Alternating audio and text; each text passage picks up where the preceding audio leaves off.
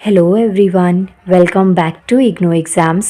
आज मैं आपको इकोनॉमिक में बैंकिंग सिस्टम करवाऊंगी। देखिए, इससे पहले वाला जो पार्ट था ना बैंक का, उसमें इकोनॉमी में मैं ये सारे पॉइंट्स आपको करवा चुकी हूँ।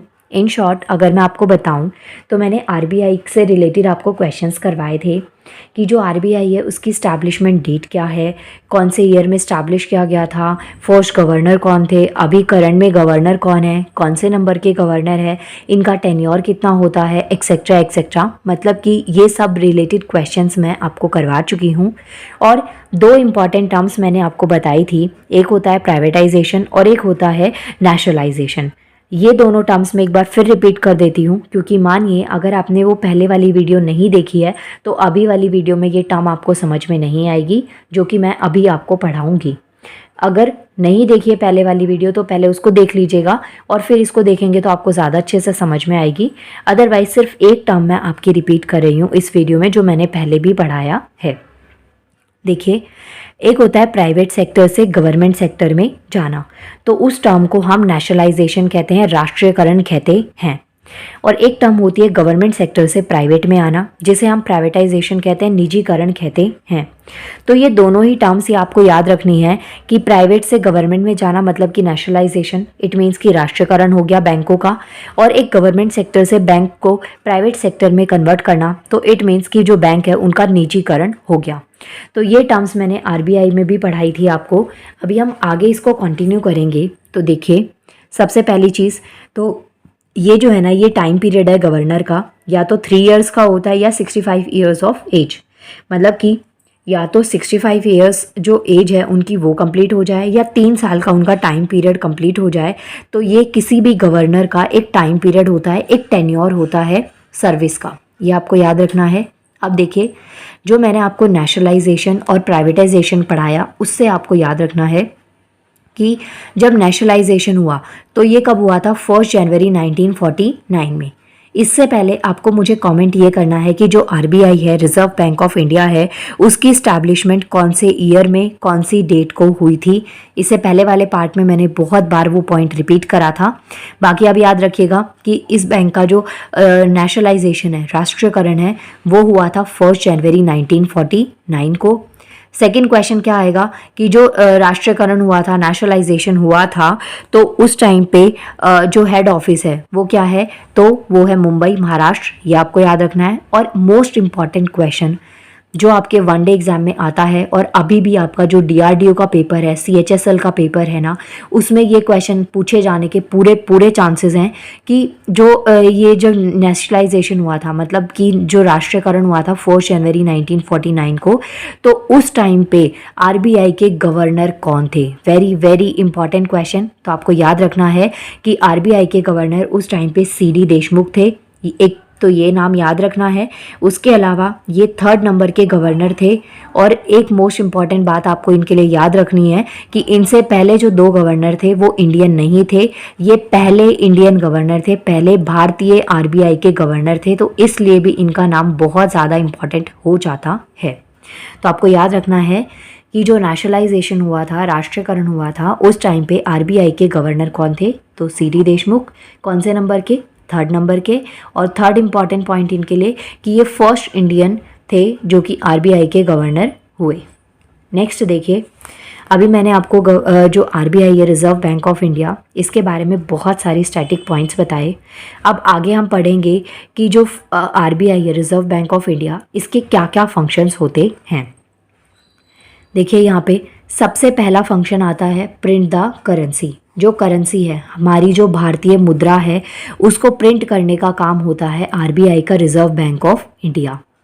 सेकंड फंक्शन क्या होता है आरबीआई का, to exchange the foreign currency. जो फॉरेन करेंसी होती है, विदेशी मुद्रा होती है, उसको एक्सचेंज करने का भी काम कौन करता है, रिजर्व बैंक ऑफ इंडिया। अब जैसे यहाँ पे मैंने क्वेश्चन बोला आपको कि प्रिंट द करेंसी, मतलब कि जो फंक्शन है आरबीआई का, उसमें फर्स्ट पॉइंट मैंने आपको बताया कि जो करेंसी होती है उसको प्रिंट करने का काम किसका है, आरबीआई का, रिजर्व बैंक ऑफ इंडिया का। अब मानिए आपसे क्वेश्चन ये आ जाए कि जो आरबीआई है, रिजर्व बैंक ऑफ इंडिया, वो कितने कितने के नोट को प्रिंट कर सकता है। ऐसे क्वेश्चंस बहुत बार एग्जाम में आते हैं और आपके लिए बहुत ज़्यादा इम्पॉर्टेंट है। तो देखिए रिजर्व बैंक ऑफ इंडिया जो है ना वो कौन से नोट को प्रिंट कर सकते हैं, 2 के, 5 के, 10 के, 20, 50, 100, 200, 500, 1000, 2000, 5000 और मैक्स टू मैक्स 10,000। मतलब कि अगर क्वेश्चन आपसे पूछा जाए कि जो आरबीआई है वो मिनिमम कितनी करेंसी को, कितने रुपए तक की करेंसी मुद्रा को प्रिंट कर सकता है और मैक्सिमम कितने रुपए की मुद्रा को आरबीआई प्रिंट कर सकता है, तो आप कैसे आंसर देंगे कि जो मिनिमम है वो है 2 और मैक्सिमम है 10,000 तक की जो मुद्रा है, करेंसी है, उसे आरबीआई क्या कर सकता है, प्रिंट कर सकता है। अब देखिए क्वेश्चन क्या आता है। जैसे मैंने आपको बताया कि जो आरबीआई है मिनिमम कम से कम 2 रुपए का नोट हो या 2 रुपए की करेंसी मुद्रा हो और मैक्स टू मैक्स 10,000, तो इतने तक की जो करेंसी है वो हमारा आरबीआई प्रिंट करता है। अब देखिए क्वेश्चन क्या बनता है कि जो 2 है, 2 से भी छोटी भी तो यूनिट होती है, 2 से छोटा भी नोट होता है, 1 रुपए का कॉइन भी होता है। तो जब आरबीआई 2 रुपए से स्टार्टिंग करता है मिनिमम, तो जो 1 रुपए की जो करेंसी है, 1 रुपए की जो मुद्रा है, उसे कौन प्रिंट करता होगा। तो ये क्वेश्चन अगर आपके दिमाग में नहीं आया है तो मैं बता देती हूँ, और अगर आया तो भी मैं बता देती हूँ कि जो 1 का जो कॉइन होता है या जो नोट होता है उसको प्रिंट करती है हमारी भारत सरकार। अब देखिए एग्जाम में आने वाला क्वेश्चन, जो करेंसी प्रिंट करी वो किसने करी, आरबीआई ने, रिजर्व बैंक ऑफ इंडिया ने। तो जो नोट मैंने यहाँ लिखे हैं ना 2, 5 से लेके 10,000 तक के जो करेंसी मुद्रा मैंने ऊपर वाली लाइन में लिखी है, तो ये सारी जो प्रिंट करता है कौन करता है, RBI, reserve Bank of India. और इस मुद्रा पे साइन किसका होता है, तो वो होता है आरबीआई गवर्नर। मतलब कि जो भी करंट में आरबीआई के, रिजर्व बैंक ऑफ इंडिया के जो गवर्नर होते हैं वो इनके ऊपर, इस करेंसी, इस मुद्रा के ऊपर साइन करते हैं। लेकिन जो 1 का जो कॉइन होता है या जो करेंसी होती है, 1 रुपए की जो मुद्रा होती है, वो इसमें पूरे में नहीं आती है, वो इससे अलग है। और क्वेश्चन इसी में से बनता है कि जो 1 रुपए का कॉइन होता है या 1 रुपए की जो मुद्रा है, आपको बस इतना याद रखना है कि जो मुद्रा है वो 1 रुपए से रिलेटेड जो भी होगी, तो उसे प्रिंट कौन करता है, भारत सरकार। और उस पे साइन किसके होते हैं, फाइनेंस सेक्रेटरी के साइन होते हैं। तो ये क्वेश्चन इंपॉर्टेंट है कि 1 का जो कॉइन होता है या जो नोट होता है उसके ऊपर साइन कौन करता है। ध्यान रखिएगा ऑप्शन में आरबीआई गवर्नर भी आएगा, और कई बार हम लोग बाय मिस्टेक या फिर नहीं पता होता या फिर वाइल्ड गैस जब आप करके आते हैं ना, तो मोस्टली आंसर आप आरबीआई गवर्नर पे टिक करके आएंगे। लेकिन हमेशा याद रखिएगा कि जो 1 का कॉइन है या जो मुद्रा होती है उसको प्रिंट हमारी भारत सरकार करती है, इंडियन गवर्नमेंट, और उस पर जो साइन होते हैं वो होते हैं फाइनेंस सेक्रेटरी के। ये आपको याद रखना है। चलिए अब रुपए की इतनी बात हो ही गई है तो एक चीज़ और मैं आपको बता देती हूँ कि करंट में हमारा कुछ ऐसा रुपी का सिंबल है, ये चीज़ आपको पता है। तो जो ये रुपी है ना, इस रुपी को किसने दिया, ये जो सिंबल है, तो वो उनका नाम आपको याद रखना है, डी उदय कुमार। अब देखिए जो डी है ना, कई बार आप यहाँ पे हो सकता है कि इसकी फुल फॉर्म आपसे पूछी जाए कि डी जो है ना, क्योंकि ऐसे बहुत सी जो फेमस पर्सनालिटीज़ होती हैं उनमें कई बार उनका जो शॉर्ट निकनेम होता है उसकी फुल फॉर्म आपसे पूछ ली जाती है। जैसे एक एग्जाम में मैंने देखा था क्वेश्चन कि जो पीवी सिंधु जब लिखते हैं, ये एक स्पोर्ट्स पर्सन है, एथलीट हैं, तो इनके में क्वेश्चन आया था कि जो पीवी सिंधु हैं उनमें पीवी की फुल फॉर्म क्या है। तो ऐसे ना कई बार आपसे जो फेमस पर्सनालिटीज़ होती हैं उनका जो शॉर्ट में नेम लिखा होता है उसकी आपसे फुल फॉर्म पूछी जा सकती है। तो आपको याद रखना है डी उदय कुमार में जो डी है, डी स्टैंड्स फॉर धर्म लिंगम, ये आपको याद रखना है। ये रुपए के बारे में हो गया।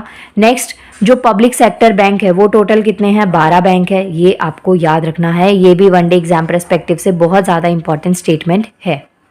नेक्स्ट जैसे अभी हमने ना रुपी के डिज़ाइन की बात कर ली, अब बात करते हैं जो लोगो है आरबीआई का। पहली चीज़ तो आपको यहाँ से 2 क्वेश्चंस आते हैं। पहली चीज़ तो क्वेश्चन ये आएगा कि जो लोगो है आरबीआई का, जो लोगो है वो क्या है, तो वो है पाम ट्री और टाइगर। और जो टाइगर है ना वो कोई और टाइगर नहीं, वो बंगाल टाइगर है, ये आपको याद रखना है।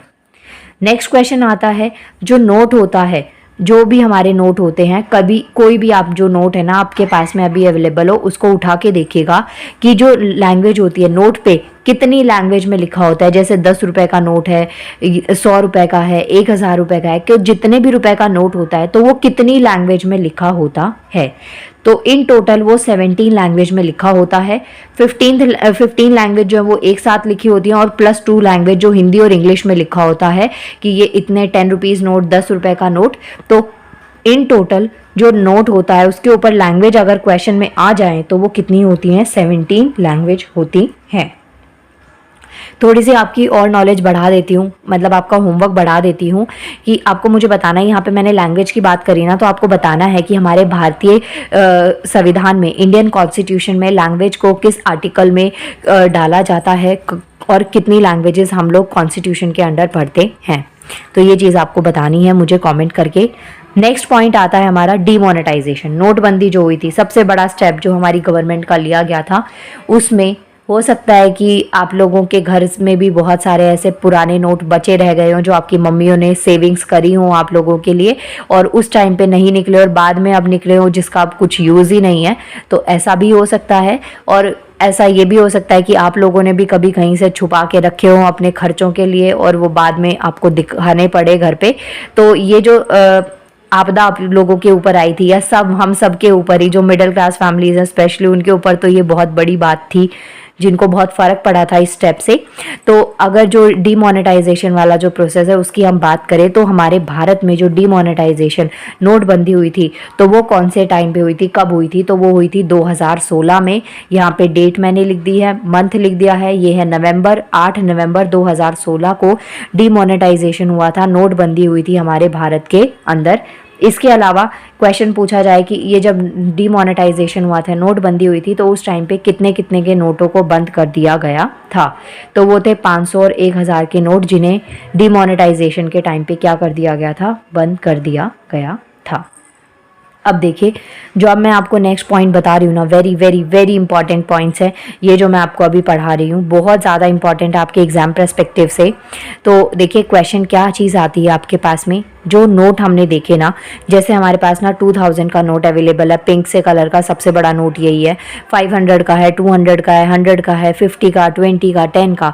तो ये जो नोट हमारे पास हैं, इनके ऊपर किस किस की फ़ोटो लगी हुई है, जो ड्राइंग बनी हुई है, आर्ट किया हुआ है उस पर, तो वो किन किन की हैं? तो ये क्वेश्चन कई बार आपके एग्जाम में आता है। जैसे कि पूछ लिया जाए कि 2000 का जो नोट है उसके ऊपर क्या बना हुआ है, तो वो है मंगल ग्रह, मंगलयान। ओके, नेक्स्ट क्वेश्चन आता है 500 के नोट पे क्या बना है? रेड फोर्ट, जो कि कहाँ पे है? दिल्ली में है। नेक्स्ट क्वेश्चन 200 के नोट पे क्या बना है? सांची स्तूप, ये कहाँ पे है? एमपी, मध्य प्रदेश। नेक्स्ट 100 के नोट पे क्या है? रानी का वाव, ये कहाँ पे है? गुजरात के अंदर है। नेक्स्ट क्वेश्चन आता है 50 हम्पी, ये कहाँ पे है? कर्नाटका में है। 20 के नोट पे एलोरा की गुफाएं, जो कि कहाँ है? महाराष्ट्र में है। 10 रुपए के नोट पे सूर्य मंदिर बना हुआ है, जो कि कहाँ पे? उड़ीसा के, या उड़ीसा जो भी आप बोलते हो, तो वहाँ पे ये है। तो ये देखिए, ये जो हमारे नोट है जो हम यूज़ करते हैं, और उसके बाद में यहाँ पे मैंने वो लिखा है कि इन नोट पे किन किन की फ़ोटो या क्या चीज़ बनी हुई है। देखिए एग्ज़ाम में क्वेश्चन नोट से आता है, डेली यूज़ करते हैं, डेली सुबह से शुरुआत से लेकर रात तक कितने नोट आप खर्च करते होंगे अपने अपने अकॉर्डिंग। किसी के पास ज़्यादा सेविंग्स है, ज़्यादा आप खर्च कर सकते हैं तो ज़्यादा करते होंगे, जिसके पास कम है वो कम करता होगा, लेकिन करते सब होंगे। बट कभी हो सकता है कि आपने उसको ऑब्जर्व ना किया हो, नोटिस ना किया हो। तो अब ये जो नोट के बारे में मैंने कुछ पॉइंट्स बताए हैं, तो ये सब आप ध्यान रखिएगा और उस पर नोट करिएगा और कमेंट भी करिएगा कि मैंने सही लिखे थे कि नहीं। हो सकता है कि मुझसे भी कुछ गड़बड़ हो जाए, मैंने कुछ गलत लिखा हो, तो उसको आपको करेक्ट करने की ड्यूटी है। नाउ ये आपको पूरा कंप्लीट करना है। इसके अलावा देखिए, ये आपको और कुछ पॉइंट्स यहाँ पे बता रखा है कि जो प्रिंटिंग प्रेस है भारत में वो कहाँ कहाँ पे है? नासिक महाराष्ट्र, और देवास एमपी, और मैसूर कर्नाटका, और सेल्वोनी वेस्ट बंगाल। इसके अलावा जो कॉइन्स हैं ये आपको याद रखने हैं, जैसे कि जो प्रिंटिंग प्रेस है, मतलब कि मैंने यहाँ पे आपको बताया कि जो नोट है ना उनको आरबीआई प्रिंट करता है, मतलब कि जो रिजर्व बैंक ऑफ इंडिया है वो प्रिंट करते हैं, लेकिन ऐसा तो नहीं है ना। सॉरी, बीच में ना बहुत ज़्यादा शोर हो गया था, उसके लिए चलिए पॉइंट को कंटिन्यू करते हैं कि देखिए जो प्रिंटिंग प्रेस है, जैसे मैंने आपको बताया कि जो आरबीआई है ना वो क्या करता है, नोट को प्रिंट करता है। लेकिन क्या रिजर्व बैंक ऑफ इंडिया के अंदर ही ये प्रिंट होते हैं? ऐसा नहीं है। इनकी जो प्रिंटिंग होती है वो अलग जगह पे होती है। तो हमारे भारत में जो प्रिंटिंग प्रेस है वो कहाँ कहाँ पे है ये आपको याद रखना है। तो जो नोट है वो यहाँ प्रिंट होते हैं और जो कॉइन है वो यहाँ पे प्रिंट होते हैं। कॉइन 4 जगह प्रिंट होते हैं। एक हो गया नोएडा, यूपी के नोएडा में, इसके अलावा मुंबई महाराष्ट्र, कैलकाटा वेस्ट बंगाल और हैदराबाद तेलंगाना। तो यहाँ पे ये जो कॉइन्स है इनको प्रिंट किया जाता है और जो प्रिंटिंग प्रेस है, जो नोट है, उनको यहाँ पे प्रिंट किया जाता है। ये कुछ इंपॉर्टेंट क्वेश्चन थे इकोनॉमी से रिलेटेड, बैंकिंग कंसेप्ट मैंने आपको करवाया है। इसके बाद में मिलते हैं नेक्स्ट वीडियो में, जिसमें मैं आगे के बैंक वाले ही जो इकोनॉमी का पोर्शन है उसी को कंप्लीट करूँगी। नाउ मिलते हैं नेक्स्ट वीडियो में। Thank you so much. Please अगर आपको वीडियो अच्छी लगे तो वीडियो को लाइक करिएगा और चैनल को सब्सक्राइब करना बिल्कुल भी नहीं भूलना है, जिससे कि आपको, और एक और चीज़, बेल आइकन को प्रेस कर लीजिएगा जिससे कि आपको वीडियोस की नोटिफिकेशन टाइम टू टाइम मिलती रहे। और प्लीज़ कमेंट करिएगा अगर आपको मेरी वीडियो थोड़ी भी इफेक्टिव लगती है ना, थोड़ी भी हेल्पफुल लगती है, तो प्लीज़ कमेंट करिएगा कि यस मैं अच्छा काम कर रही हूँ, आपकी हेल्प होती है मेरी वीडियो से। नाउ मिलते हैं नेक्स्ट वीडियो में। Thank you so much.